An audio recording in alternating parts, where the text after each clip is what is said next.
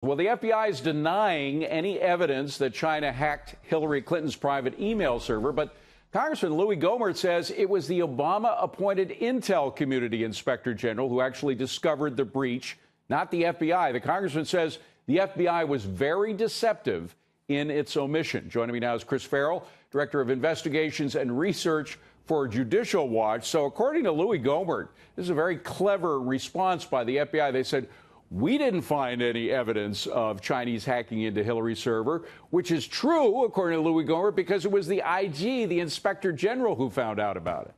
Yeah, it's always easy to not find something when you don't look for it. It's very simple. But let's focus on what the charge is. This is Richard Pollack writing in the Daily Caller, is the one who outlined the story. Apparently, from the very beginning of her term as Secretary of State, the Chinese had embedded some kind of bug into her private server that allowed them to look at what was on there. And as we now know, there was a lot of top secret stuff on there.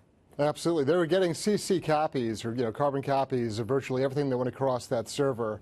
And they conducted this in a clandestine way for literally years. And so one of the problems in this whole saga, besides all the fighting that Judicial Watch has done to get all these records and make them public, is the fact that with respect to the server itself, we had said, look, there's a statutory obligation on the part of the FBI and the Justice Department and the intelligence community to conduct a damage assessment. They're required by law to identify, hey, what did we lose and how much of an impact is there on the security of the country? You know what the response to the federal government was? They don't want to do it. Right. They fought us in court fanatically, saying that they didn't think that the damage was grave enough, even though there's a statutory requirement for them to go and do it. But excuse me, Chris, for interrupting you. Sure. It was actually worse than that. President Obama himself went on 60 Minutes, and I'm quoting him saying, America's national security was not endangered. He told that to the American people. It wasn't under oath. It was on 60 Minutes, but that's what he said. Yeah, he was still nothing. lying. Right. There was no endangerment of national security at all. Yeah, he was still lying. And look, let's be clear. When you have an unsecured server, like as Hillary Clinton did, every single first-class intelligence service in the world is going to go after that server, even people that we would consider to be friendly, because they're dying for exactly that sort of information.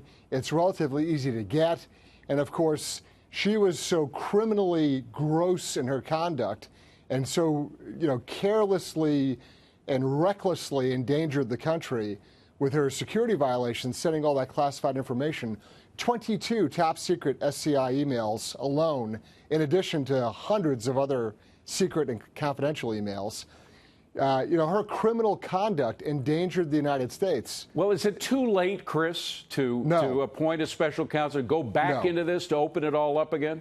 It is not too late at all. In fact, I think it's a compelling, urgent requirement to do exactly that, because not just from the sake of the loss of classified information and the vulnerability, the damage assessment that has yet to be done, but also the message that it sends. We have 4 million people running around this country with security clearances. Do you think there's any disparity of treatment? Oh, absolutely, of course. And of course, who is most prejudiced by this reckless criminal conduct of Hillary Clinton? The American people are, and they're owed an answer. They're owed justice on this. Yeah. I want to switch gears back to Mueller. We've been dealing a lot with Mueller, but it deserves dealing with when you think of what's happened and the testimony of Bruce Ohr. Sidney was just on with some extraordinarily good points, primarily that prosecutors very often will use bad witnesses to prove a case that is not provable by corroborative evidence. Do you think that there's enough information now about how poor most of the witnesses for Mueller are so that he won't be able to make his case, or could he still try to do it? No, I think the points made by Sidney were excellent. There are incredible witnesses in the sense that they're not credible. Right. But, there's also another problem. Look at those FISA warrants. We just released today important information about, there were no hearings, zero, around all those FISA warrants related to Carter Page, not one. And so since there's no hearings, there's no back and forth, no Q&A with the judge, realize there's no defense there, right? This is just the government talking to a judge saying, hey, we need this. But now you have judges who know they were lied to.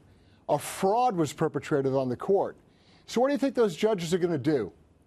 I mean, it's a rhetorical question, but it's an important one, because you have federal judges who now know that they were lied to by the government to obtain these warrants unlawfully, to violate the constitutional rights of Carter Page, or perhaps others we don't even know of well, yet. as the great, what are the consequences? As the great Greg Jarrett said, it should be something that the head of the Supreme Court, the Chief Justice of the United States, says and does, because he has responsibility for those courts. So it's up to him to step up to the plate. Perhaps he will. Let's hope. Chris Farrell, good to see you. Thank you very much for being here. David.